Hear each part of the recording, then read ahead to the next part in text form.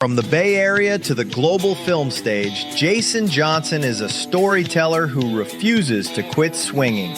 An award-winning writer, director, and producer, and the creative force behind Strike 5 Films, Jason's journey began with a master's degree in film production and an unexpected mentorship under legendary filmmaker Francis Ford Coppola, who challenged him to go out and become famous.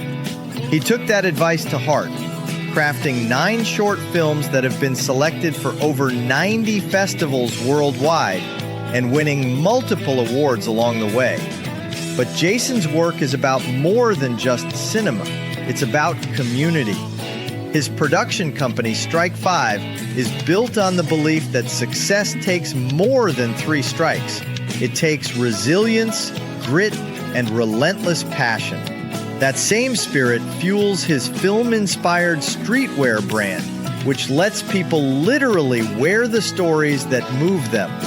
With projects featured by Netflix, Discovery, ABC, and Amazon, Jason Johnson is proving that storytelling isn't just something you watch, it's something you live.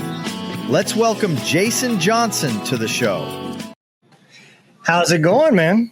Good. I have to say, I loved that introduction. That's like, you're like my favorite guy ever. I enjoy doing it, man. It's fun to put a story to people's bio, and it gives the listener another perspective to look at. So I enjoy doing it. Yeah, thank you. So why don't we start with a little bit of background history, man? Tell us about how you became into the film industry. You know, I'd like to say film chooses you. You don't choose it. So all this started back when I was in college at Eastern Illinois.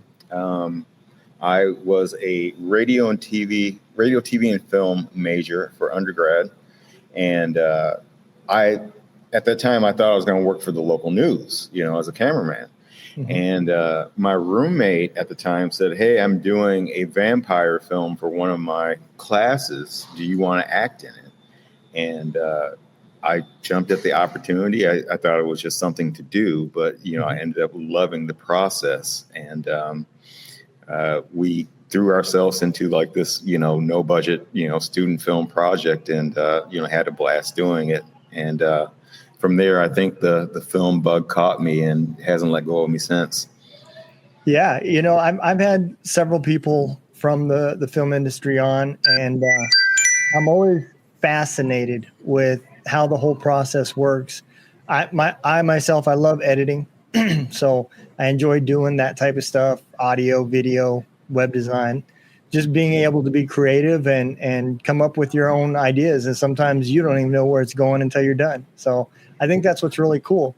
What was your expectations when you started pursuing this career? You said you thought you were going to be in the news cameraman. What is that really where you wanted to go, or did it just all change from your one acting position? Well, not really. I just thought that, I've always just been enamored with media, whether it be TV or film. And I just wanted to be a part of it, but I never knew how to get into there.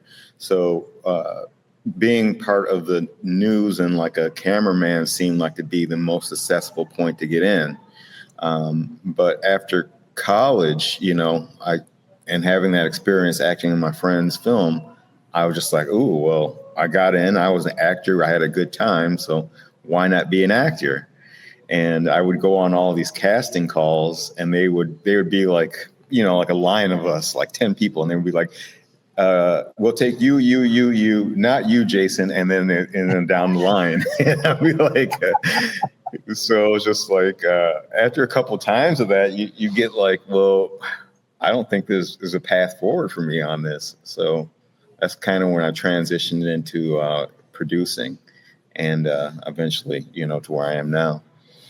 Okay. So when you, what is one of the myths, right? What do people think when they say, when you tell them, "Hey, I'm a producer," what is it that they instantly think? They think that I wake up, I brush my teeth, and then I hang out on a red carpet all day. And it's just like, oh, wow. You're just like, you're just constantly taking pictures and meeting, beautiful girls in gowns. And it's just like, that couldn't be the furthest thing from the truth. Yeah. So it's, people have like this, very idealistic idea of what film is. And, that's what they see on TV at the glamour shows or the award shows. And it's, that is a part of it, but it's just like maybe 1% of it. Yeah, that's, there you're talking multi-million-dollar budgets and everything else. They're definitely going to party once it's over with, because that's when the dollars come in, hopefully. Yeah. We party on the small budget stuff, but just not as extravagantly. Yeah. Well, it's funny because people said the same thing when I started podcasting where I worked. I'd heard people in the background whispering about how I'd be quitting soon once the money started rolling in and everything else. And yeah, it's not like I haven't found the money yet in 4 years. I'm still looking for it. Maybe it's in the couch somewhere. I don't know, but it's not from podcasting, that's for sure. Yeah, they say keep going, and then the moment that you're ready to quit, then that's when it all works. Yeah. And I guess if that was the case, then you could just say, you can on your first project say, okay, well, I'm ready to quit, and here comes all the money. But I guess it doesn't work that way. No, it definitely doesn't. So let me ask you this, right? So when you get put on a set and you're working, what is a normal day like for you? What is it that you would normally do that to make people understand what it is a producer actually do? So a producer is kind of an ambiguous term. It can mean a lot of different things. In the realm of what I do is I'm usually a consulting producer or just a producer. And what that is someone that goes onto the film set and it's more like a general manager of sorts. They want to check with every department to make sure they have all of the assets and the things that they need. And if there's any fires that need to be put out, then they'll make a call or, they'll instruct someone that is staffed by them to, make the appropriate measures to make things run smoothly again. Okay. So, it sounds like on a normal basis, because, doing this, there's a lot of moving pieces to creating a film. It's probably real similar to trying to herd a bunch of cats, isn't it? Oh, definitely. Yeah. There's always something wrong, It's just like, and then when everything is running smoothly, not to be a pessimist, but you're like, well, something's got to go wrong. I know it's coming any second.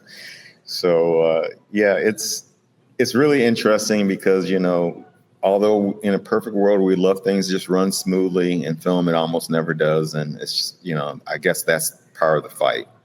Yeah. So let me ask you this, as a producer, now that you've been doing it and you knew where you were going to start out doing, where would you have wanted to be? Would you wanted the acting career to take more forward, or are you happier that it turned out and this is the path that you're supposed to be on? Yeah, I'm glad I'm not an actor because, I think a lot of actors are nuts. I can't say that all of them, but, when you kind of conceptually think about it, they are a person that's showing up to be somebody else. They don't want to be themselves. They want to be this other person on set. And in that, I've met a lot of people that, really are dedicated to their craft. And, you can't even call them by their real name. You have to call them by their stage name. Otherwise, that can throw off their whole performance. So, oh, wow. So you're just like, well, who am I talking to? Am I talking to the actor? Am I talking? So it's a really interesting dance that you do with talent. But, when you're dealing with another producer, it's pretty easy. It's an X or O game. It's a zero-sum game. You either have it or you don't. And if you don't, then, I have to get rid of you and bring in someone that is competent. So, although I love the process, I'd much rather be in management and producing. Yeah, no, I would agree with you on I can't remember what I did yesterday, let alone try to remember all these lines and cues and everything else that I as an actor. So I wouldn't be very good at it. I would literally be like Dumb and Dumber in live motion. No skit. Yeah. Sometimes I don't even know why they do it. I don't get it, but it's when it all comes together, it's a beautiful thing. It really is. Yeah. So, before we dive too deep into it, I want to talk a little bit about the intro to this, because I run a nonprofit for veterans that are transitioning into the music industry, and it is just an absolute brutal industry. I mean, if you ain't got money or one hell of a story, they just don't want to talk to you. And is it the same in your industry? Is it really hard to get into a starting position to move up? Unfortunately it is.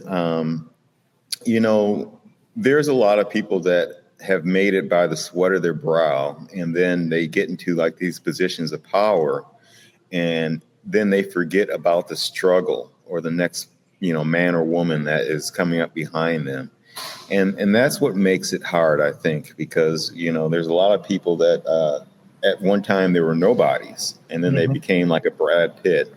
And you're not to, say that he's doing anything wrong or to drag his name in the mud, just using him just symbolically here. But let's say that, someone becomes Brad Pitt, and then there's like 5 really talented actors underneath him that, he can make a couple calls and really help out their careers. Well, they don't do it because, it's not the safe thing to do. And you see a lot of that in the industry where, there's just really talented people, and they're dying on the vine, so to speak, because they're not selling their soul or selling themselves out, or doing kind of the Hollywood dance to get put on. Yeah. The music, you said it perfect. The music industry is exactly like that. They almost every artist that makes it kind of feels like, you have to do your time and put the miles in, and then they put themselves on that pedestal where they can judge, have you walked far enough? Have you worked hard enough, before they even consider helping? And I think a lot of that's just a ploy. I guess we kind of did it in the military too. Back when I came in, it was harder. People hit you and kicked you and, all that type of stuff. And the newer generations got it so much easy. But the truth is, at the end of the day, it is just absolutely tough to get into these industries. Kids that see this on TV and they're watching and they're like, I want to be in the movies, in the industry. I don't think they fully understand, because it's not like the music industry. The movie industry is more secretive, right? A lot of people don't know what happens behind the scenes. They couldn't tell you, you could have 3 people go to the bar, and one could say he's the director, one's an executive director, and one's a producer, and nobody in that bar is going to know how the hierarchy works. They don't know who's in charge of who or what makes anything happen. And I think that's where a lot of people get confused. And so they don't really know what they're getting into. Yeah. I will say this about the music industry, and this is a uninformed statement, but I would say that it might be a little bit easier because of the tools that you have that are available to you. And let's say I'm a singer and I make something that's really incredible, and then I put it out there, and it's so good that established artists have no reason but to contact me. Right. Whereas in the film industry, there are tools available, but this is not a thing that you can really do by yourself. You really have to have a crew of people to do something and execute it and pull it off. So if all the stars are in alignment, and then you have all the people, and then you have the right type of money, and then it can happen. But I suspect it's probably a little bit easier in the music industry. Yeah, no, I would 100% agree with that. And I think that's why you kind of see the industry is changing a little bit. There used to be a day when all the artists wanted to be was signed. And now that is not the case as much anymore. A lot of artists just prefer to be independent. And you're 100% right. That's because the tools have given them the ability to be independent. And at the point, the tough part just becomes the marketing part, to where, like you said, you can't be the actor, the cameraman, and the sound guy all at the same time and have a product that's going to be good, you know? So I would agree with that 100%. Let's talk a little bit about your first film. And I know you won several awards, but how does that process work from you start creating your film, and then do you submit it into these festivals and then they determine who comes in and who's getting seen? Is that how it works? Yeah, pretty much. There's a website called Film Freeway, and it's kind of like a shopping cart site where, you know, you see a film festival that your film would qualify for, you add it to the cart, and you can just kind of, you know, check out. And then your project goes to those film festivals. And the interesting thing about film festivals are there's one or two things that are going to happen. Either they'll say, congratulations, you got into our festival, or they will say nothing. And it's just like, so it's just like, wait, you took my $75 and you said nothing. So yeah. It's just like, it's really, it's kind of like gambling of in a way, you know, because, you know, they don't give you any feedback a lot of times, you know, saying, well, for these reasons, we didn't choose your film. But it's just like, you know, they just don't say anything. They take your money and, you know, thank you very much. And then that's that. So, wow. I think, you know, you'd be, because if you don't figure out what it is that's not getting your film in there, man, that's a lot of waste of money, because you're making the same mistakes over and over again without that feedback, you know? Sure. Yeah. So yeah, it'd be tough, because, you know, now not only do you got the stresses of trying to make your films and continue to keep food on the table and everything else, but then you have to critique your work and figure out what it is that's the stop in the road, you know? So yeah, it could get expensive quick. I could see how that could be. Yeah. So let's say you do get accepted. What happens after that? So depending on the caliber of the film festival, they will, if it's a larger one, they will invite you out.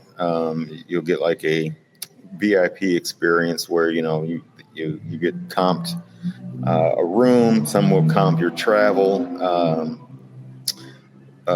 Some will comp your, you know, your hotel, and just really take care of you. And those are great to get into, but those are all like the top tier festivals, like your South by Southwest, your Sundance Film Festival, etc. And then there's like mid-tier film festivals that, you know, they'll invite you out, but it's on you to get there. And, you know, you show up and maybe they'll give you a beer or something, but, you know, not much after that. And then there's other ones that it's just, you know, just kind of I got into this festival, you know, you don't necessarily get anything. But it's kind of a stroke of the filmmaker's ego to, you know, get in. And those are kind of like your online film festivals, or just kind of like your regional film festivals.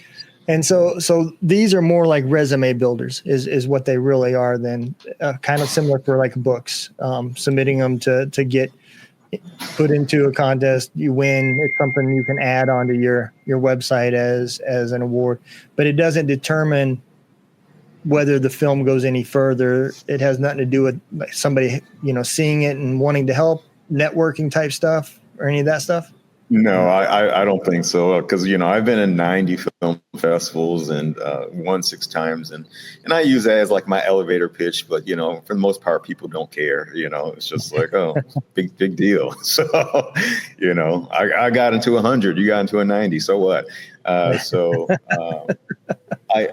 think it all comes down to, you know, you have to be a caliber, you know, somewhat of a quality caliber filmmaker. You have to be able to, you know, adequately describe your project and you know, show that your work is good.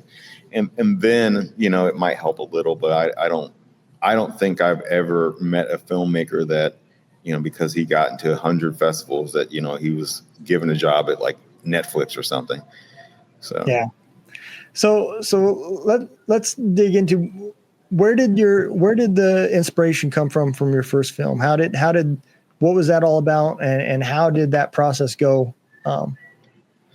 So my very first film, it was a blaxploitation film called Black Rogers, and I remember my dad would always watch, sci-fi when I was a kid, and one of the sci-fi films that he really liked was Buck Rogers. So I made a blaxploitation film called Black Rogers off of it, and I had no money, no crew. I didn't know what the hell I was doing, but I was the main actor, I was the producer, I was the costume designer. I wrote it on the spot and all that. So I think the inspiration for me was just we just got to do something, and I think that's where a lot of filmmakers they kind of mess up, because they wait for the perfect opportunity. I got to have X amount of dollars. I got to have this location. This has got to be right. And they never get anything done, because it's just like waiting for the perfect, situation is crippling. So for me, I knew that I wanted to be in this industry, and I wasn't afraid to just use the tools that I had and just start. So that was mostly the inspiration there. Well, I think as well, a lot of like the newer technology, the cameras and stuff like that, for the average person trying to make their first film, I think the tools are easier to get to now versus what they used to be. Not that the cost is cheaper, but there's just easier ways. I mean, even iPhone now can do somewhat video quality that is considered to be decent or good. Is this similar to like how, I mean, the Blair Witch Project is the one thing that always comes to my mind about, college age kids that created something and it was like the miracle on ice, it became big and it had a very small budget as well. You think something like that did that kind of help the process of people getting out there and saying, hey, if they can do it, I can do it? I think so. I think that, if you look at the history of filmmaking, it's always filmmakers that put creativity before, resources. Even one of the greatest films that most people think, which is Citizen Kane, that's a low budget film if you really look at how they did it. So I think that, in the spirit of filmmaking, it's not necessarily about the resources. It's about the creativity and just the willingness to go out and try something new. And with Blair Witch Project, I think that that was like one of the first found footage films. And it was such an interesting concept that, it did spawn a lot of other filmmakers. But, generally speaking, as long as you're a filmmaker and you have a willingness to go out and make a film, then, that makes you a filmmaker. And if you keep at it, then you'll eventually be successful. So I just had a lady on my show. She's from Italy, lives in Los Angeles, and she created a film. She did it all herself. It was called What New Yorkers Are Saying. And she flew to New York and made this film. And it seemed like out of everything that she said, the really the toughest part was when you get to the marketing side, when you're trying to get that reach and get in front of people to see. Would you agree that that's probably one of the more challenging as an independent filmmaker? Yeah, I'd say so, because, online you get 5 seconds of attention, maybe less than that. If you're on Instagram, you're scrolling, unless you're like some Instagram model that's just a knockout. I always say, if I were an Instagram model, then my career would be like way up here by now, because because not only would they stop for the looks, they would stop for they would stay for the talent. Yeah. But so I think us guys maybe have a little bit harder of a way in some regards. Not to damper female filmmakers, because it's just hard all around. But the internet is it's a very specific place, and people are looking for a very specific thing. Yeah. And a lot of times it's not filmmaking. It's something that's eye candy. Yeah. And yep. That's what sells. Yeah. Yeah, absolutely. And I think, the other part of that too is, that pause from people, they're scrolling and then they stop. That algorithm catches that. And when that happens, that video gets put in front of another face and another face. And if everybody keeps pausing and stopping and watching a little bit more of that one, it's going to get blown up in front of as many people, because that's the whole purpose of social media. And so I would agree with you. Even if it is just eye candy, like you said, it's going to make people pause and stop. And that's tougher than what New Yorkers have to say. People, by the time you finish the title, most people have already scrolled, and I could see how tough that would be. Similar problem with podcasting. I used to do 2, 3, 4 hour podcasts, and by the end of it, you're tired and nobody's watching. So, it's just kind of what the point at that point, doing it that way. So let me ask you this. When you start making the film, and I assume it's similar to like a book, right? You got to kind of have a foundation of what your inspiration and what you want it to be is. How tough is writing the screenplay compared to writing a book? Because they're totally different. Yeah. I'd say that the screenplay is a lot harder, because when you're writing a book, you're usually just writing it from one perspective, maybe one voice. Maybe you have some characters in there, and I guess they each have a different voice within the realm of the book. But that can kind of be managed.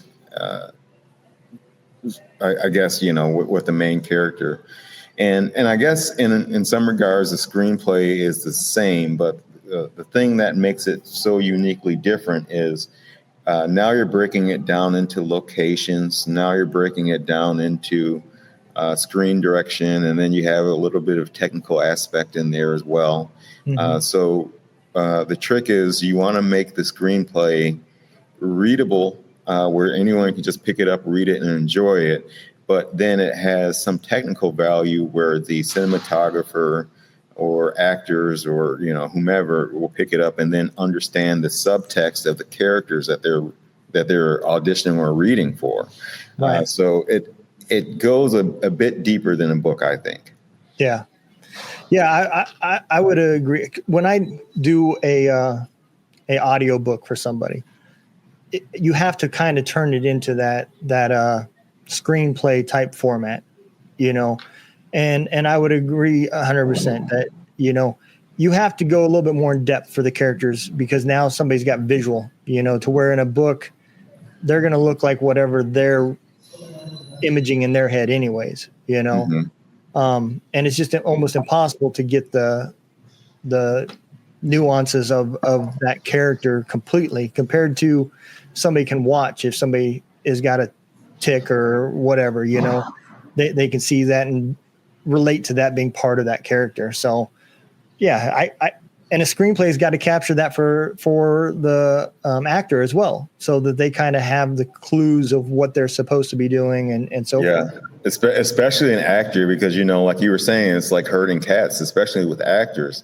and actors are like very special people. They want to kind of be like, well, I came up with this, but you have to kind of say, okay, well, I'm going to point you in this direction. And then along the way, you're going to kind of find little notes and clues that, get you where you want to go. And then, how they get there is how they get there. But, Yeah, it's something that, you don't want it to be too boring or too lengthy, and then you don't want it to be too short. Otherwise, they're just going to, make up something completely different from what you want. So it's definitely an art. So is that pretty common then with actors, that they'll take the script and then just kind of add to it or change it a little bit in their own way? Yeah, I think so. So, and I guess it depends like on the screenwriter as well. So, whenever I write a screenplay, I'm just writing for the feeling of it. There's sometimes I'll write for someone that's, maybe 10 or 15 years younger than me. And they may say, the kids will call me Unc now. And it's just like, whatever. I'm not that much older than you. But that's their thing. And they may say it completely different. But as long as we get the same vibe, then okay.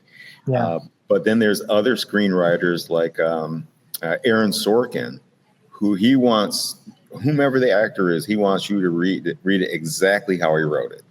And, I haven't been on any of his sets, but, I guess that could kind of be difficult. I mean, because, people have different ways of saying things. So, yeah.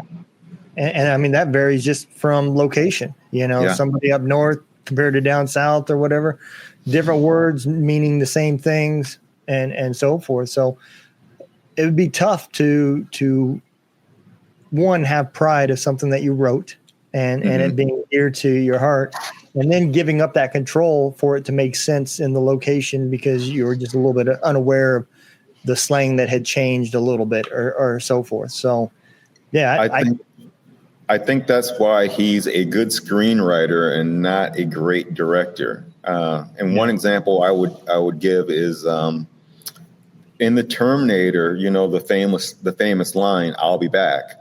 Right. That was written, "I will be back," and Schwarzenegger could not pronounce it like that, so he changed it, and now it's one of the most famous lines in Hollywood. Yeah, yeah, absolutely. I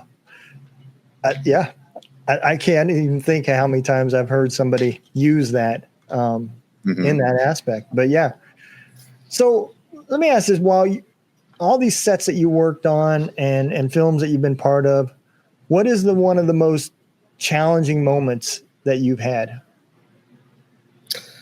Well, they're all challenging to a degree. I'll say it like this: the first film film set that I showed up on, I had no idea what the hell I was doing.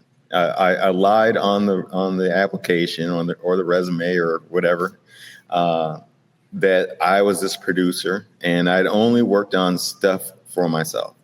Yeah. And it happened to be a Bollywood film, and a lot of these guys were from India. And I said to myself, shit, Jason, you are in trouble because you have no idea what any of this stuff means. So my technique was, I'd show up on set probably 5 to 10 minutes late while everyone's kind of still drinking their coffee, checking things around. And then my strategy was to scramble everyone to get them all in a frenzy and with like all these accusations, like, this isn't right. And this isn't right. And what are you doing? And these guys jumped up as if they thought that I knew what I was doing. And then they went running in all different directions. And in that time I went on YouTube and I was figuring out what the hell a producer does. I think for a producer, it's all different and you're learning every time. But, just thinking quick on your feet is probably the best thing, to get over the challenges. So, yeah, you said that made me think of a funny saying, in corporate America. They always say if you want to have an easy day, the two tools you need is a cup of coffee and a clipboard. And just walk really fast and everybody will leave you alone. They'll just assume you're so busy that you don't have time for them either. Yeah, it really works. Yeah. Yeah. So, I had a guest on here. He was the executive producer for Street Outlaws. And my question is how much different is that to be a producer in a live event scenario compared to a recording scenario? I think with the live event, I haven't done a lot of those. I did, however, just produce a comedian special.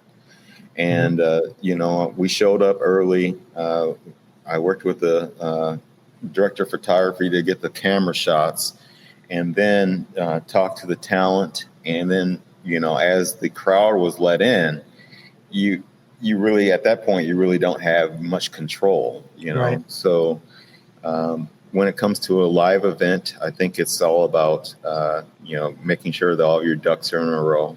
But, I guess that's for both of them. I guess the one difference would be the variant from a live to a recorded event or just being on set for a film is you have cuts and you have breaks, and then you have time to kind of regroup in a film setting.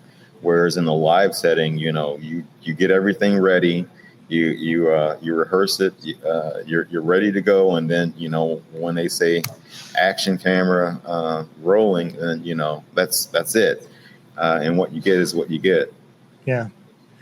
Let me, with as long as you've been in this industry, you've probably seen changes. How much has AI changed the way you guys do business now compared to the way you would have done it 5-6 years ago? For me, I use AI to, and I probably shouldn't admit this, but someone will send me a script and they'll say, "Oh, this is my story. I've put my blood, sweat, and tears into this story, and I just want you to read it." And you look at it, and it's like 96 pages, and I'm just like, "Oh God, I don't want to read." So I'll have AI read it, yeah. And what would take me 2 to 3 hours would take me a matter of minutes. Yeah, and then from there, I can determine if it's even worth reading. Yep. And is that fair? Probably not, but it's the world we live in. So it's like I don't believe that most people are reading anymore. So I think that I can't be the only one. But aside from that, I've heard a lot of writers that they'll have a concept and they're kind of stuck on how can I expand this concept into something that's turns into a script, and they may use AI to assist them. And I've heard outright where some people just use AI to write their scripts completely. I can't imagine it would be any good, but yeah, I think that's a reality. Yeah, I would agree with you. The cool part about AI, right, in my opinion, is if it's used as a tool, not a employee. It's not another person that's working for you. But if you use it as a tool, like you said, to summarize something, it works really great for that, because when it reads and it gives you that summary, it really tries to get the flow of what it was about. If it was heartfelt or if it was a thriller or whatever, it's going to give you that vibe from its description. And I think if you didn't like it from the summary, you probably still wouldn't like it even if you read all 96 pages. Because it's going to pull that flow and everything with that summary as well. So I think you'd be crazy not to be using it for that type of stuff. Yeah. I had a lot of authors on here, and a lot of the authors all say the same thing. I'd love for my book to become a movie one day, and I did have one on here that I thought would make a really cool documentary. How does somebody go about if they wanted to pursue that? How do they get their book in front of somebody to consider it?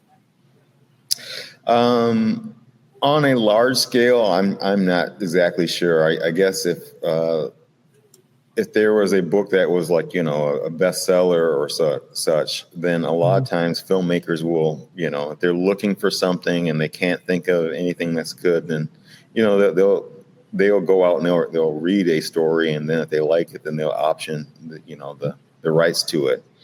Yeah. But if a kind of like an independent writer wants to have their book made into a film, then I guess they would approach the filmmaker. And that's actually, coincidentally, that's happened to me a lot. And I'll say that, not a lot of books are, screen material. Yeah. Because, in a film setting, it's almost like you have to always be pushing the story forward. And books are kind of, they can be more leisurely. Yeah. And, where nothing is happening. I know this really nice lady at the gym where, she keeps telling me that she wants her book to be made into a movie. And she's explaining it. And I'm just like, okay, well, what the hell happens in it? Yeah. This girl likes this guy and, something about her sister. And it's just like, I have no interest in even reading this book, let alone adapting it for film. So it's just, not to be a dick or nothing, but it's just. No, but that's the industry. It is. Nobody's in the business of making a movie that nobody's going to watch. Yeah. There has to be a return on your value, on your investment, or what's the point? The guy I was thinking of, I kind of envision him being a good spot for somebody that wanted to do like a YouTube documentary, something like that. His grandfather was in Romania and during World War II. Mm-hmm. And because of the way the areas got divided up, he ended up fighting for four different countries. Okay. He was drafted in with Romania. Then Romania was split up with Hungary or vice versa. And then because he was now a citizen of that country, he got he had to serve for them. And then he got captured by the Germans. And so they made him serve.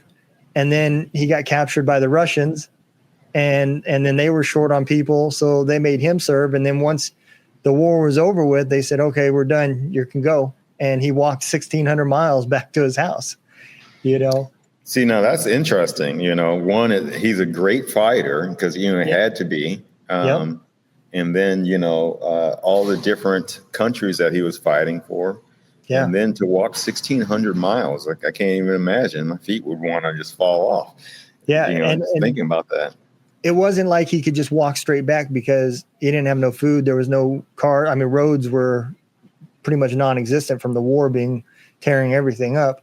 But I guess he survived mostly off of mushrooms.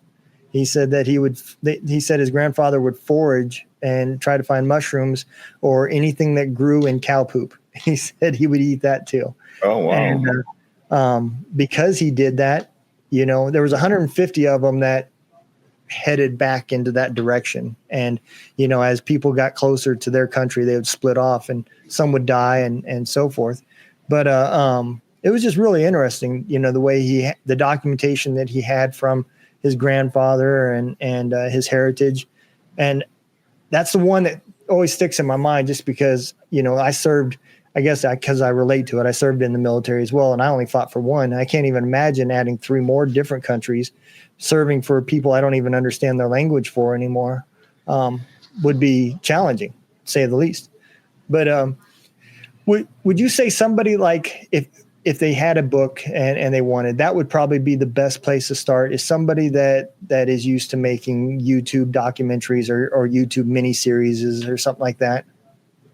Yeah, that's what I was thinking. There's a show called Forgotten History on YouTube that I watch.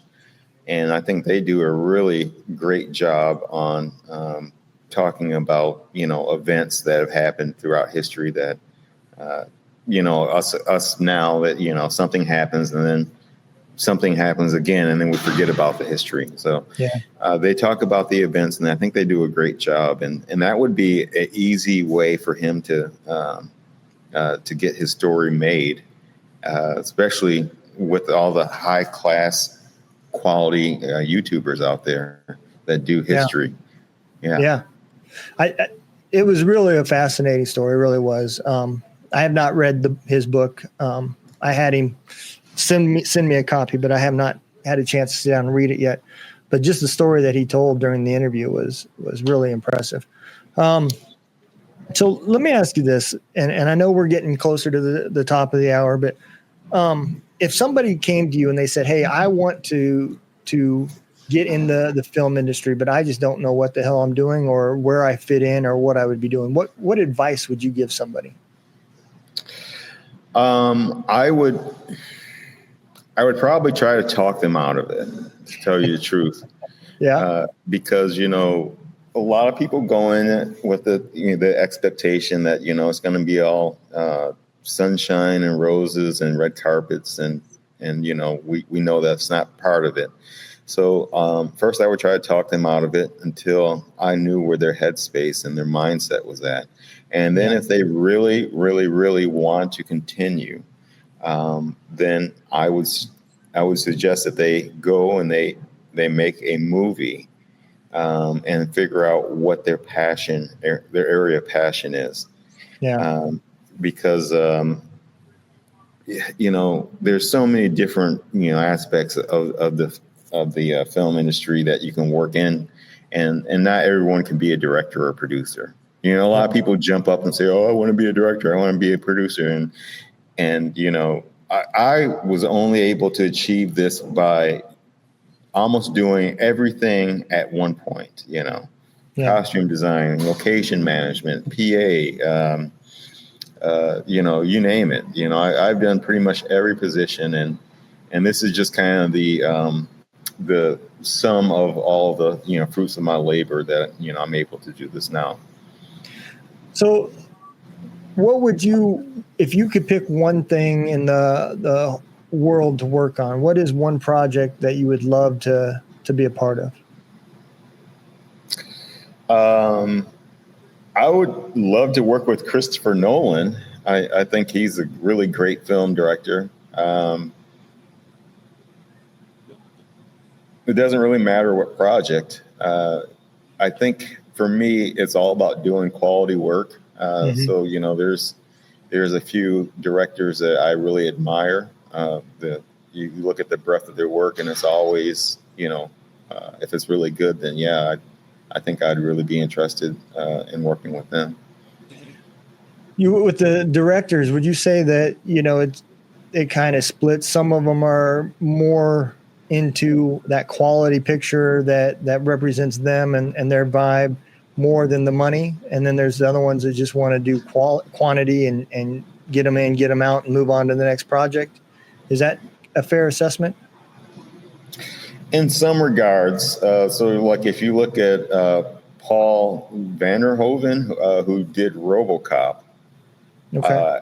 And he also did Showgirls. So those are two different films on different spectrums. So when he did RoboCop, I want to say that, that was a passion project that he really wanted to do.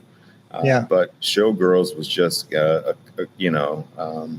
directors make a great film, and then a studio will throw a bunch of money at them to say, "Here, make this horrible project," and then they do. So it's just like, I can't really fault them on making, getting a lot of money to make Showgirls.